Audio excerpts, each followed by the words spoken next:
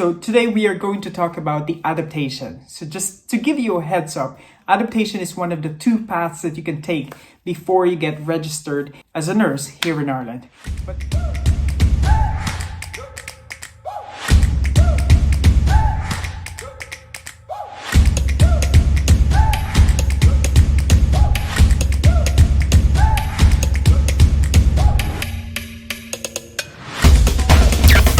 Guys, welcome back to my channel.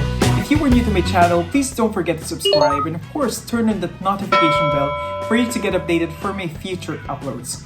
By the way, my name is Raymond, your Pinoy nurse here in Ireland.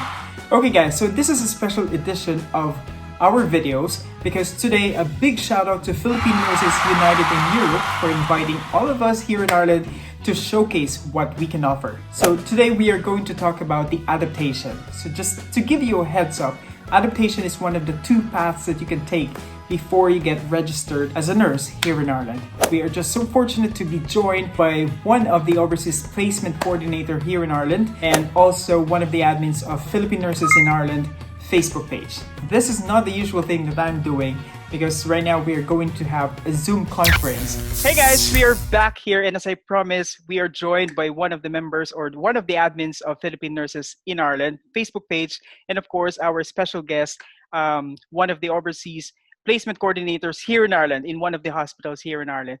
Okay, so hi Golda, hi Mom Arlene. Hi, Welcome hello to my po. channel. Hi Raymond and Miss Arlene. Hello po sa Hi, inyo lahat. Golda. Hi, Raymond. Yeah. Yeah, so for us to better know each other, syempre magbibigay tayo ng mga brief introduction lang of yourselves. Hello sa mga viewers ng subscribers ng Nurse Raymond Vlogs and to our very active members of the Filipino Nurses in Ireland Facebook page. Hello po sa inyong lahat. Ako po si Golda, isa lang pong nurse na hindi lang. As you all know, ako po ay dumating dito noong 2016 at nakapagtrabaho po sa isang nursing home. Just one quick question, Golda. Did you undergo adaptation as well or? 2016, meron ng adaptation at inintroduce na din po nila yung Rcsi, which is the aptitude test. Yes, and just to let you know guys, we already did a collaboration with Golda before. I will just link the video with that Rcsi aptitude test. And of course, we have our special guest, Mom Arlene Diaz. Hi, ma'am. Yay! Hello. So I'm Arlene Diaz. And I've been living and working here in Ireland for 20 years. Before coming here, I was a pediatric nurse for 2 years, pediatric and pediatric ICU in the Philippines. Engaged in a training center, giving training on gerontological nursing. So that's when, while I was waiting for my paper to go abroad, the offer for Ireland, came. When I came here in Ireland, I was assigned to take care of the elderly with rehabilitation ward. I was there for then I got an offer, to apply for the clinical placement court. We looked after the student nurses while they're on placement, in the hospital, where I started working and still working. Yeah. Initially, I was only covering for one of the CPC doing the job. And then eventually, I took over with the overseas adaptation. They do the clinical placement. Sa sinabi mo, ma'am, it's a very long journey of your career. And being an overseas placement coordinator, it must have been very tough, especially if you're going to deal with different nationalities. So not just Filipinos, because as we all know, Ireland is teeming with a lot of nationalities, overseas nurses coming in. Personally, the way I deal with my job is I want to get to know the system first. Yes. So I was only starting as a CPC, trying to get to know their education system. Yes, I did have some teaching background, but that's, in the premise of another system. Yes, I can see the advantage because I can talk about it. I came through the same process. I know the hospital. I know now enough, about the culture. Initially, of course, I have been dealing with Indian Filipinos. Of course, there are issues that are common, but I always would see it from their point of view because that's the main thing. If you're not going to pass the adaptation, what's going to happen? Yeah. Exactly. Marlene is here to shed us some light on what is really clinical adaptation because a lot of our nurses are asking us, our viewers, your subscribers, would be asking, what is the difference between the Rcsi exam and the clinical adaptation? The clinical adaptation, both clinical adaptation and the aptitude test, they actually have come up with a new terminology now to cover both. So it's actually called like a compensation measure. Initially, Yeah. actually rang NMBI me, I want to get, the answer straight, from the horse's mouth. Apparently, it's a European terminology. So it's basically they would look at our training, okay, and then they will decide, okay, now at least you have the two options. It's 6 to 12 weeks of clinical placement with assessment. Before you even come in, so you have to apply with NMBI with all the requirements, okay? Then based on that, on whatever you have submitted, they will issue you a decision letter. But you also need to meet the criteria of having an employer. Well, so what we have is somebody coming in with a typical working visa. A But the typical working Mhm. visa. Yes. See, the atypical working visa is actually specific to the employer who's actually giving you the offer. And that will cover, the period of the adaptation. So it's usually 90 days. And then the third major requirement will be the English proficiency. So now at least we have two options. Initially before it's only IELTS, but now we have IELTS. OET. OET. They added, yeah. very, very seldom, okay, that you will not need an agency. All the major hospitals usually would have an agency. So they have an agency here, and that agency would have a counterpart in the Philippines or In in the India. Philippines. Yeah, that's what happened to me before. That's one of the POEA's way of like really checking, as what Ma'am Arlene has said Exactly. earlier. It's like a counter check and balance by the Philippine government. But it's Yeah. really for our protection. It's for the overseas Filipino workers. And also, I think, for example, you're gonna come here for direct hiring. The Philippine Yeah. government really asks for you to process the OEC and whatnot, and you can actually Yes. do that here because we have our consulate from Based UK. on like other people's experiences, especially our nurses that are coming over from the Middle East, mostly from the Exactly. Middle Yeah, East. yeah. Direct So by the hire. time that they come here, they communicate with OWA and they're able to register for an OEC Because Yeah, technically they are not registered in the list of in the OFWs. Philippines. Yes, yes. in the Philippines. Ganon. Yes. And since sabi mo, Arlene, yung about clinical adaptation, the length of it, Yes. and the different nationalities, I am pretty sure it would have been very difficult to manage as well. Ano po yung mga encounters? Sobrang dami, no? Kasi Parang hindi yata alam saan ako magsisimula, sabi ni Ma'am. pag nag-start na sa hospital, okay, Yes. induction, oh my God, it's like it's all on me. There was even one, I will not forget, that instance that one Indian, nurse, and he was placed in a shared accommodation. I can't even remember kung anong nationality nung ka-share niya, but oh my goodness. He was really not just bullied, but, physically Oh, God. and clinical placement itself, there's already a lot of pressure, involved. Exactly. And then for this person to be going through that on top of it, okay, it was really difficult. But in a nutshell, what I would say na magiging problema ko sa kanila aside from English, my God, when on actual patient care, right? It's not the usual. Yeah, you only get to speak English in a formal way. Yes. Exactly. There will always be a language barrier Yes. for those that are not naturally speaking the English language. Okay, Yes. I'll give you a very simple example. Okay, there was one. The facilitator actually asked this person, okay, will you give an patient education on the use of the peak flow meter? But Arlene, how is the patient going to understand that? And then I said, well, hello, yes, we do speak English, but she still has to get used to using it, in the layman's term. Yes, this is something that we need time to develop. To add to what you were saying, you know what? Your experience talaga is your best teacher. Alam mo yun, Experience is the best you know what? teacher indeed. Just to share with you, this is just a very quick one. One of my facilitator was asking me, "Are you happy to give this medication?" You know what? I was stunned because the term "Are you happy to give Are this you medication?" happy? I was thinking, are you asking about my emotions of giving this, or are you asking my confidence of giving this? What are you trying to ask me? You know what I mean? Simple expression. You really have to understand. They thought I was American at first because I would be Yes, speaking we are using exactly. So American I would language. be speaking an Americanized English in Yeah. the European setting. So I Yeah. could relate to a lot of this. Parang dapat mag-context, guessing ka talaga. Ano kaya ibig Yeah. sabihin nito? What I would always tell myself is, don't be afraid to ask. Sa Pilipinas, kahit ang mga Indian nurses, and I think most, okay, pag ikaw nurse sa atin, you're expected to know everything. Yes, dapat alam mong lahat. There's But a one of certain them, parang yes. standard. Here, is the exact opposite. Opposite. Yeah. Even if you had that experience before, even if you had a theory behind that, Yeah. if it's your first time to do it, okay, you're better off asking. Asking. One of the biggest for me as a practicing nurse is that you are being recognized as a nurse. Mm-hmm. An autonomy over your patient care. Now, let's go back to the challenges or problem. When an adaptation nurse would go into the student zone. Hello, hindi ka estudyante. You're a learner, but you're not a student.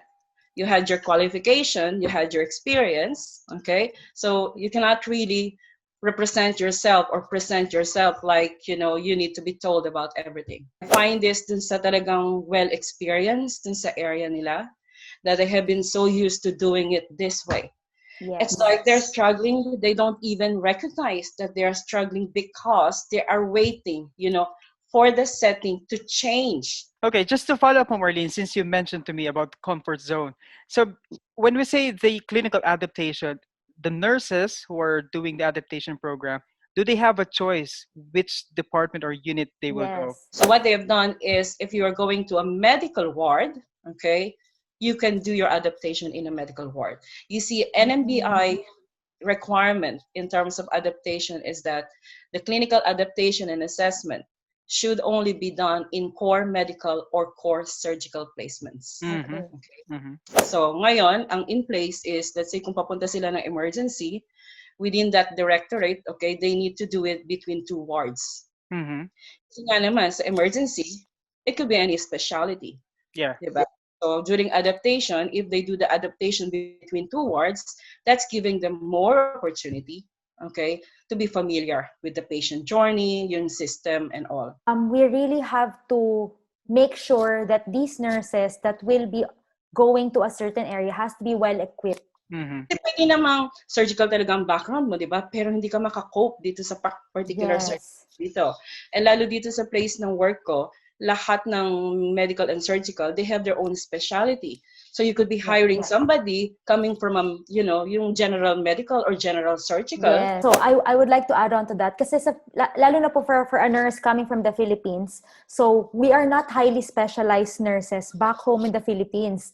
Tayong lahat narorotate. Oo nga, narorotate tayo sa maraming area. So let's say, in my experience in our hospital back in the Philippines, every 6 months we would be rotated to, let's say, medical ward, tapos surgical ward, tapos gynecological ward, tapos OB ward. And also it can be the other way around as well, Golda. For example, I work in an ICU in Saudi Arabia, and then I went here as a high dependency nurse. However, I did not go directly to HDU place. You went to a ward. Surgical, what do you call that? Scheduled care ward. Yeah. And then I'm not used to that. Yung parang ganun naman, parang baliktad naman din sa story. Parang, opposite, oops, yes. Parang nawala ako sa comfort zone. Tapos, yung mga ganun, yun yung mga struggles din siguro. Oo nga. So, yun na nga po, di ba? Marami tayong nurses talaga na nagtatanong, mahirap ba mag-adaptation? Yeah. So, it's a very broad question. Mahirap, depende kung what your mindset is. Diba? So, parang madali siya, depende kung what your mindset is. Ang adaptation is maganda. Bakit? Kasi you get to know the system, okay, language, you know, and all that, nakakapag-adapt ka. But it could be highly subjective. Okay? Exactly, yes. Pagka napag-initan ka or whatever. Assessors din kasi na ma'am. Oo. Titingnan lang nila yung actions mo. What input, okay, are you putting into this? Bago pa sila dumating dito, meron na akong information sheet na pinadadala ko doon sa recruitment. Through the agency. So, meron na pong parang mga guide or links. Meron na yan. Paano yung babasahin nilang publication, paano sila mag-set up ng agency land account. So, lahat. And then, in between, meron din pong parang konting lectures or classes in between. Nagki-case presentation din sila sa akin. So, yung 6 to 12 weeks na yon, they have 3 major assessments. So, initial assessment, yun ang pinakamadali kasi they will only set up their objective. Tapos ipakikita nila dun sa kanilang assessor.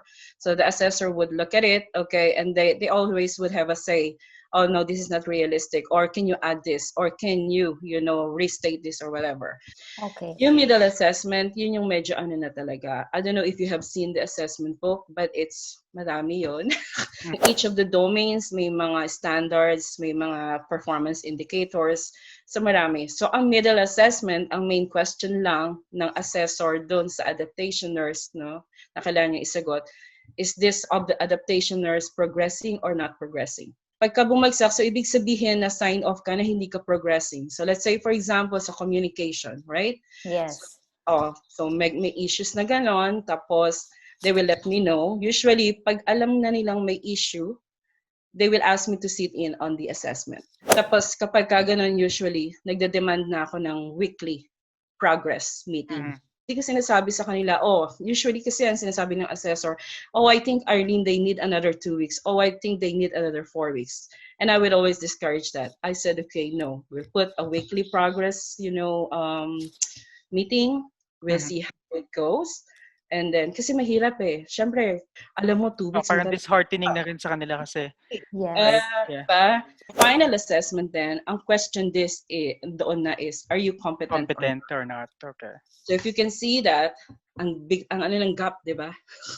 From progressing, competent ka na ba? Competent. Ate lang po, ano po yung progress ni Raymond? Joke. Well, he's flying. Yes.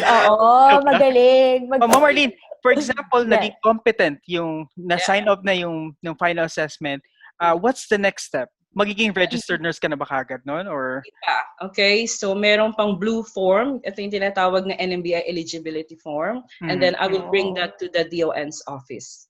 Because the director of nursing should, ultimately would recommend. And after Graduate that, na. Pagkatapos nun, I will send that to Nmbi. Okay? And usually, it will take, 10 to 14 days. And ito, gusto malaman to ng mga subscribers.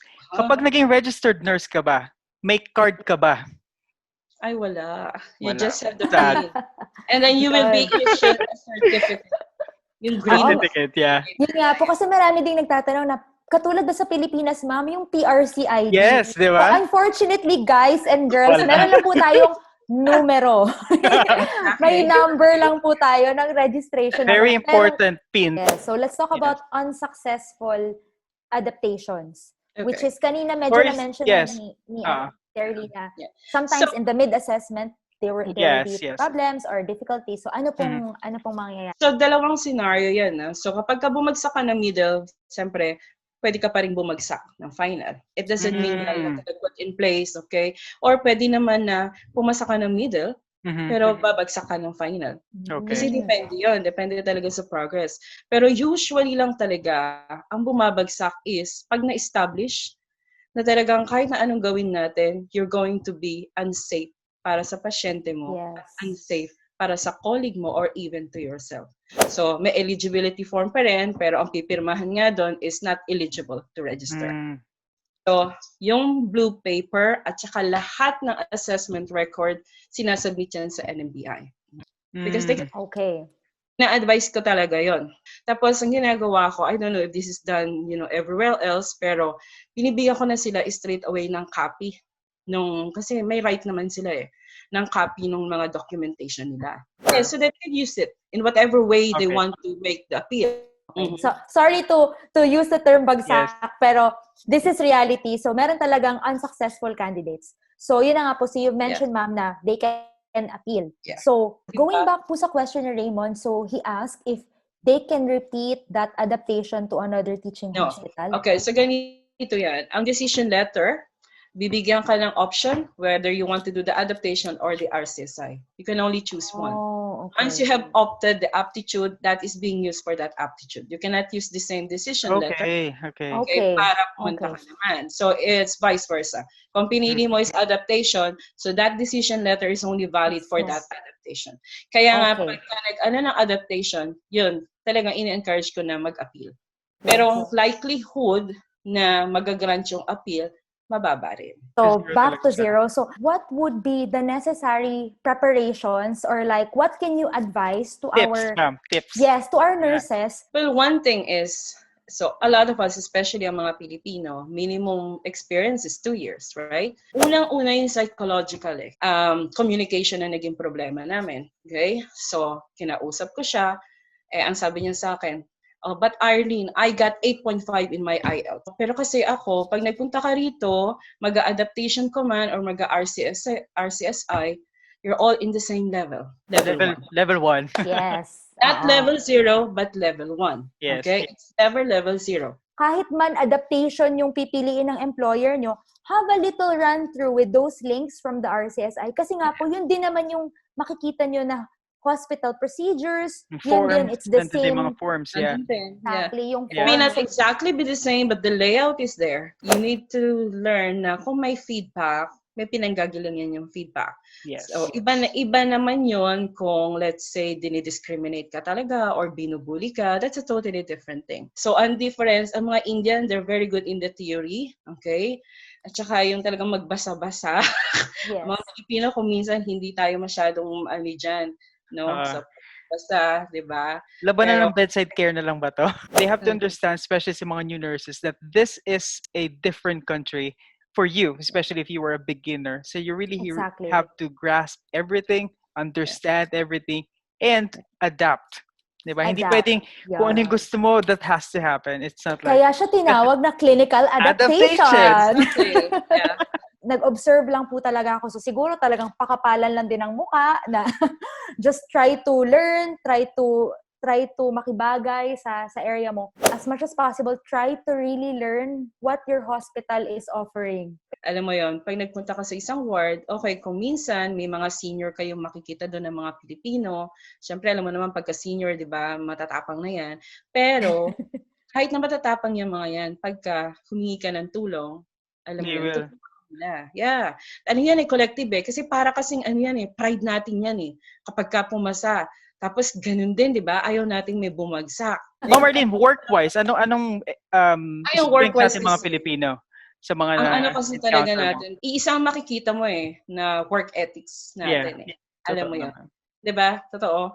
Hindi mo naman masasabi, ay si Raymond graduate ng ano, ay itong si Golda graduate ng gano'n, ay si Arlene graduate ng gano'n. No. It's like, pare-pareho tayo ng core. We need to be professional. Kailangan natin matulungan tong pasyenteng to. Tapos pagdating sa trabaho, we find a way. Okay, kung minsan, di ba, all over the place ka, pero hindi ka makokontento na gano'n. Teka, paano ko ba aayusin to? Yes. Paano ba na matatapos ko yung trabaho on time? Paano ba na hindi ako mag-extend? Alam mo, yun yung nandun palagi na hindi ka kinakailangan mag-rely sa isang manager para pagsabihan ka. Parang halos lahat ng Pilipino may kusa May kusa ka na patunayan na magaling ka na nurse, na safe ka na nurse, alam mo yon, na compassionate ka sa pasyente mo, na nagdi-deal ka sa mga relatives, tapos at the same time, na may respeto tayo sa mga manager natin. Work ethics natin. Walang uuwi hanggang di natatapos. Tapusin mo yan. Oo, exactly. Yes. Diba? Oo. Kasi, kumbaga, concern mo rin kasi yun doon sa susunod because you'll never know what is going to be like. Yun kasi yung discipline natin na kasi gusto natin, magaan din yung trabaho sa kanila. Yes. I mean, magaan ang trabaho ng lahat. Golda, I don't know if you will agree with me because there are some instances as well. We can call this a weakness, no? Parang when you call out even our kababayan nurses, co-nurses, they might take it personally, but your intention was to really correct the practice or to just for patient care alone, di ba? May mga ganun kasi. Parang, we can call it a weakness din natin mga Pinoy na parang most of us take something personally na after the shift, you're not gonna talk to each other na yung mga ganun, di ba? Nakakalungkot lang yung ganun. Nakakalungkot lang din. Wow, ang immature Oo. Sino ba yan? Subok natin. I-DM ko sa'yo. Joke lang. Napaka-dramatic din natin. So yung pagiging empathic natin, nagiging dramatic. Yun na nga parang, uy, sinabihan niya ako na hindi ko daw finil in yung ganito, ganyan. Diba?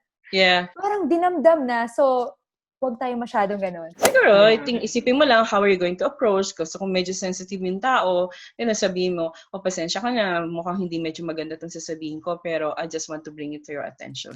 Continuing education. So, eto naman, so this is a message for all you nurses already here in Ireland. Ayan, mga fellow batchmates namin at mga nurses na dito. So, if you're hospital or your institution offers you courses na you think na will really enrich your nursing profession more. So, have a go. As Filipinos, we are all rooting for each other. Yun yung spirit talaga natin, yung drive natin. Tapos pag nandito na kayo, right? Look, okay, maari ito yung experience ko, but what are the other opportunities? Ano ba talaga yung mga pwede ko pang mag-venture? Really, we are very thankful, Ma'am Arlene, about this opportunity and time. Thank you so much for this time. Golda, thank you so much. On behalf of FNI, guys, I'm inviting you to add up, to follow this Facebook page for sure. If you are an aspiring nurse who wants to come here in Ireland, this page will really help you out. And Ma'am Arlene, thank you so much again for this time. And I hope this is not the last time that we're going to talk with each other. Hopefully, yeah. Just the first of many. Yeah, one of many. And once again, guys, thank you so much for watching this video. And for more, please follow my Facebook page and, of course, subscribe to my YouTube channel. Once again, thank you, and I'll see you on my next video.